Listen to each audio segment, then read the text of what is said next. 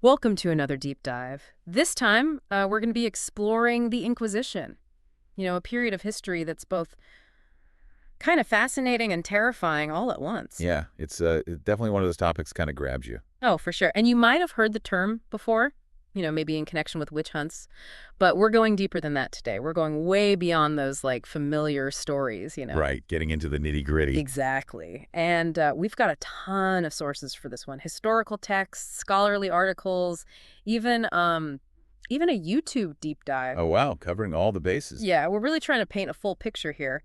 They all shed light on how this institution actually operated, from its origins, how it evolved over time, and the really disturbingly human factors that kind of fueled its brutality. It's always fascinating and a little unnerving to see how those things intertwine. Oh, absolutely. Are you ready to get a little uncomfortable? Uh-huh, always up for a challenge. So where do we begin? Well, I think the best place to start is with the beginning. The roots of the Inquisition. Yeah, makes sense. It all began with heresy. Back in the early 12th century, the Catholic Church was facing these internal challenges. People were starting to question its doctrines, its authority. Oh, wow. So, like, right from the get-go, there was pushback. Yeah, exactly. And to combat this dissent, they established the Inquisition, basically a system of tribunals tasked with, identifying and eliminating heresy within the church. So it started as, like, an internal affair, policing their own ranks? Exactly, maintaining order from within. That's really interesting. But how did they actually determine who was a heretic? Was it just about disagreeing with the church's teachings? Well, it wasn't always clear-cut. Accusations could be based on theological debates or different interpretations of Scripture. Right, I can see how that could get messy. It definitely did. And sometimes it was even based on just rumors and personal vendettas. Oh, wow. So, like, someone could just accuse their neighbor out of spite. Pretty much. And the accused rarely had a chance to defend themselves. And the punishments were pretty severe, ranging from imprisonment to execution. That's a chilling thought. I mean, just imagine living under that kind of scrutiny, where a simple disagreement or just a whispered rumor could land you in serious trouble. Yeah, it's hard to even fathom that kind of existence. Absolutely. And must created a real climate of fear and suspicion where people were, afraid to speak their minds or challenge the church's authority. Oh, absolutely. It was a very oppressive environment. But here's where things get even more interesting. As the threat of heresy started to diminish, the Inquisition, well, they needed a new target. Oh, so they couldn't just disband. They had to find someone else to go after. Pretty much. And witches, with their perceived connection to the devil, and these supposed powers that threaten the social order, well, they became the perfect enemy. So they basically shifted their focus from, like, internal dissent to this external threat, these so-called witches. But what evidence did they actually have to support these accusations? Right, that's the big question. And this is where the Malleus Maleficarum comes in, a truly disturbing text published in 1486. That essentially became a witch hunting handbook. A handbook. Oh, wow. Yeah, it's pretty intense. It meticulously detailed how to identify, interrogate, and even torture suspected witches. It outlines everything from their supposed powers to, the methods for extracting confessions. Wow, so it was like a step-by-step guide to persecuting witches. Exactly. A terrifyingly detailed manual. And we actually have an excerpt from the Malleus Maleficarum in our sources today. And reading through it, it's hard not to be struck by the level of detail, this obsession with categorizing and controlling every aspect of what they considered to be witchcraft. Yeah, it's a very unsettling read. It really is. So what made this text so dangerous? Well, it provided a framework for legitimizing torture and persecution, that sort of pseudoscientific justification for cruelty. So it wasn't just religious zealotry. It was presented as, like, a rational and systematic approach. Exactly. And its influence spread far beyond the church, shaping secular laws and practices for centuries to come. So this book wasn't just a religious text. It had real-world consequences, shaping how people viewed and treated those accused of witchcraft. It absolutely did. Wow, that's pretty heavy stuff. But we'll dive deeper into the Malleus Maleficarum and its impact a bit later. First, let's talk about this flying ointment you mentioned earlier. One of our sources, a YouTube video actually, breaks down the ingredients, things like belladonna, henbane, and mandrake, all incredibly potent plants. Oh yeah, that stuff is no joke. Not at all. And when combined, they could create a powerful hallucinogenic effect, inducing this trance-like sleep that could feel like, well, flying. Of course, the Inquisition saw this as evidence of witchcraft, proof of a pact with the devil. Right, the classic interpretation. But there's another way to look at it, isn't There there? is. There's always another side to the story. Okay, I'm all ears. So imagine you're a woman living in the 15th or 16th century. Your life is dictated by strict social norms, limited opportunities, and often real danger, this flying experience. Whether literal or induced by these ointments, it offered a form of escape, a temporary reprieve from a pretty harsh reality. So it was less about consorting with the devil Yeah, and more about seeking a moment of freedom, even if it was just an illusion. exactly. A way to transcend the confines of their everyday lives. That adds a whole new layer to the story. It makes you think about the desperation these women must have felt, the lengths they were willing to go to for even a glimpse of something better. Absolutely. It's a powerful testament to the human need for escape, even in the face of danger and oppression. Yeah. It really makes you question the whole narrative, doesn't it? It does. It humanizes those accused of witchcraft in a way that we don't often see. But unfortunately, those desperate acts were often used against them, twisted into evidence of their supposed wickedness. Right, exactly. And that's where the Malleus Maleficarum really comes back into play. It provided the framework for turning those desperate acts into crimes punishable by, torture and even death. It's just, it's hard to wrap your head around that kind of thinking and the Yeah. methods they used. It's just horrifying.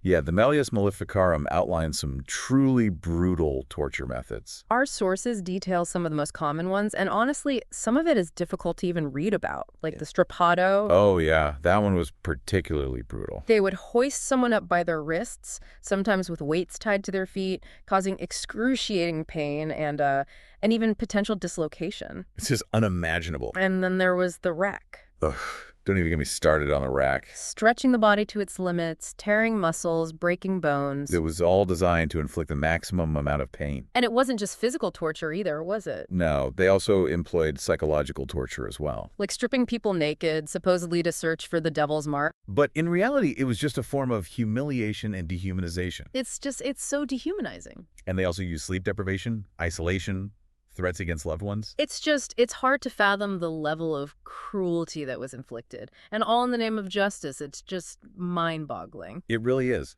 What's even more disturbing is that the Malleus Maleficarum actually encouraged this meticulous documentation of these horrors. So they were, like, proud of their cruelty. Yeah, like they wanted to create a comprehensive guide to human suffering, a testament to their power and control. And sadly, it was incredibly effective. This book, it was widely circulated. Its methods were adopted by secular authorities. It shaped legal proceedings and influenced the treatment of accused individuals for centuries. Yeah, its legacy is a dark one for sure. It's a chilling reminder that the thirst for power, the need to control and punish, it can manifest in even the most seemingly righteous institutions. Absolutely. It's a cautionary tale that's still relevant today. But the Inquisition's reach, it extended beyond just religious matters, didn't it?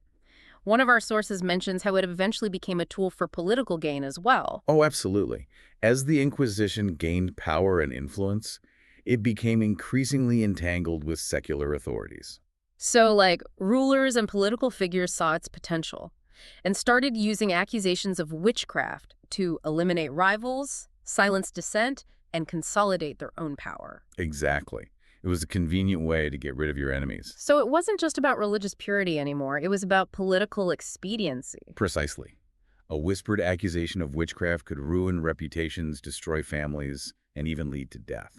And because these accusations were often made anonymously, there was no way to defend oneself against them. Right, it was a system ripe for abuse. It must have created a climate of paranoia and distrust, where anyone could be a target, regardless of their actual beliefs or actions. Absolutely. And that's one of the most enduring legacies of the Inquisition. This chilling realization that systems of justice, even those claiming to uphold righteousness, can be manipulated and twisted to serve the agendas of those in power. It's a cautionary tale that resonates even today. We see it in authoritarian regimes, in the suppression of free speech, in the persecution of minorities, in any system where power goes unchecked and fear is used as a tool of control. Sadly, it's a pattern that repeats itself throughout history. It's important to remember the human cost of this dark chapter in history, though. One of our sources mentions that over several centuries, the Inquisition was responsible for the torture and death of hundreds of thousands of people. And that's likely a conservative estimate. The true number may never be known. It's just a staggering figure, almost impossible to comprehend. Yeah, it's hard to even wrap your head around that scale of suffering. But behind those numbers, there are individual stories, lives shattered, families torn apart, all in the name of an ideology that justified cruelty and oppression.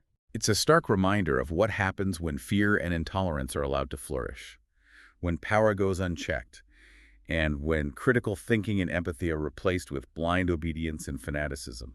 This deep dive has been incredibly informative, but I have to admit it's also been deeply unsettling. It's hard to reconcile the idea of such widespread brutality with our modern understanding of justice and human rights. I understand it's definitely heavy stuff, but it's a history we can't afford to ignore. By confronting these dark chapters, by understanding the factors that led to such horrors, we can hopefully learn from the past and work towards a future where such atrocities are never repeated. I hope so. It's so hard to imagine how something like this could ever happen again. It's easy to think that we're beyond that kind of barbarity. But the truth is, the conditions that allowed the Inquisition to flourish, fear, intolerance, unchecked power, those are still present in our world today. That's a sobering thought. It is, but it's also a call to action. We have to be vigilant. We have to speak out against injustice. We have to hold those in power accountable. You're absolutely right. We can't let history repeat itself. Yeah, it makes you wonder, though, like, what finally led to the decline of the Inquisition? Surely something that powerful didn't just vanish overnight. You're absolutely right. It was a gradual process. As we kind of move into the 17th and 18th centuries, we start to see the rise of the Enlightenment. It was this philosophical movement that emphasized reason, individual liberty, and skepticism toward traditional authority. And these ideas, they really began to chip away at the foundation of the Inquisition. So people started questioning, like, the very basis of its power, like the idea that they could just dictate belief and punish dissent. Exactly. Thinkers like John Locke, they argued for individual rights and religious tolerance, and the whole idea of torturing someone to get a confession, well, it became increasingly abhorrent to those embracing these Enlightenment ideals. Wow, so like a total shift in thinking, a whole new way of looking at the world. And that's what helped to dismantle, like, one of the most entrenched institutions. But did everyone just suddenly become enlightened and reject the Inquisition? Of course not. Change is really that simple. There's a lot of pushback. A lot of people tried to maintain that old way of thinking, but the seeds of doubt had been sown. And the rise of scientific thinking also played a huge role. People started demanding evidence, questioning superstition, and the reliance on spectral evidence or coerced confessions, well, it just lost its credibility. It's amazing how those seemingly separate ideas, individual liberty, religious tolerance, scientific inquiry, how they all came together to challenge the authority of the Inquisition. It's really a testament to the power of ideas and the courage of those who dared to challenge, what everyone else just accepted as truth. By the 19th century, the Inquisition had largely been abolished across Europe. Basically became a relic of a much darker age. Man, this deep dive has been really eye-opening and at times kind of hard to stomach. But I think it's so important that we don't shy away from these dark parts of our history. I completely agree. It's easy to just dismiss the Inquisition as, this barbaric thing of the past. But the truth is that the same conditions that allowed it to flourish, fear, intolerance, unchecked power, those are still very much present in our world today. Yeah, that's what really sticks with me, the fact that, something like this could happen again if we're not careful. So, what safeguards do we have in place today to prevent those conditions from leading to similar atrocities? Like, what have we learned from the mistakes of the past? Well, for one thing, we have a much greater emphasis on human rights now, on due process, and the right to a fair trial. The idea that, the state can just accuse and punish without evidence, well, it's largely rejected by modern legal systems. That's reassuring. But we still see examples of torture happening Right. and political persecution, the suppression of dissent all over the world. You're right, we do, and that's why we can't afford to be complacent. We have to stay vigilant. We have to speak out against injustice. We have to hold those in power accountable no matter what. This whole conversation, this whole story, it makes me think about something you said earlier, that the conditions that allowed the Inquisition to flourish are still present in our world today. And if seemingly good institutions like the church could be twisted to such evil ends, what safeguards do we need today to protect ourselves from those same abuses of power? That's the million-dollar question, isn't it? Hmm. It's not just about laws and institutions. It's about fostering a culture of critical thinking, of empathy, of questioning those in authority. It's about recognizing that power in any form can be seductive and very corrupting. And it's about understanding that the lessons of history, even the really, really dark ones, they're there to guide us, to remind us just how fragile freedom is and that we always need to defend it. Couldn't have said it better myself. The story of the Inquisition is a stark reminder that none of us are immune to the allure of power, to the dangers of fanaticism.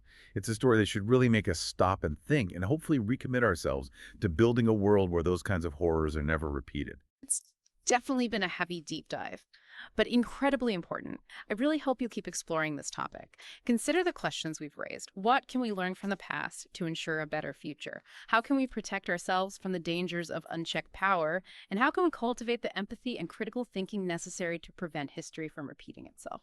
Thanks for joining us on this journey.